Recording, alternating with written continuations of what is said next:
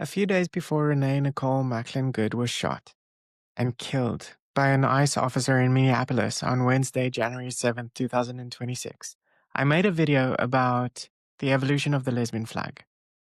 It was a video about how a flag can move through time from symbolism and subversive signals that helped lesbians find each other when it wasn't safe to be seen, to reclaimed symbols of power and resistance, to a message of inclusion and love. And then Renee was shot.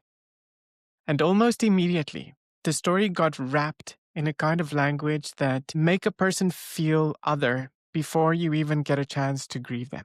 You've probably seen it, especially on Fox News, where they led with her pronouns and with details framed to reduce her to a culture war caricature instead of a human being. So I want to do something very simple. I want to read the message released by our wife, Becca Good. And while you listen, I want you to hold two things next to each other. The reality of who Renee was, as described by the person who loved her, and the way certain outlets talk about people like her as if they are a problem to be explained away. Here's Becca's statement. First, I want to extend my gratitude to all the people who have reached out from across the country and around the world to support our family. The kindness of strangers is the most fitting tribute because if you ever encountered my wife, Renee Nicole Macklin Good, you know that above all else, she was kind. In fact, kindness radiated out of her. Renee sparkled. She literally sparkled. I mean, she didn't wear glitter, but I swear she had sparkles coming out of her pores all the time. You might think it was just my love talking, but her family said the same thing. Renee was made of sunshine. Renee lived by an overarching belief. There is kindness in the world, and we need to do everything we can to find it where it resides and nurture it where it needs to grow.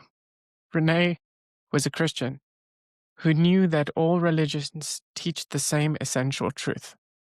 We are here to love each other, care for each other, and keep each other safe and whole. Like people have done across place and time, we move to make a better life for ourselves. We chose Minnesota to make our home. Our whole extended road trip here, we held hands in the car, and while our son drew all over the windows to pass the time and the miles. What we found when we got here was a vibrant and welcoming community. We made friends and spread joy, and, well, any place we were together was home. There was a strong shared sense here in Minneapolis that we were looking out for each other. Here I had finally found a place of peace and safe harbor. That has been taken from me forever. We were raising our son to believe that no matter where you come from or what you look like, all of us deserve compassion and kindness. Renee lived this belief every day. She is pure love. She is joy. She is pure sunshine. On Wednesday, January 7th, we stopped to support our neighbors. We had whistles.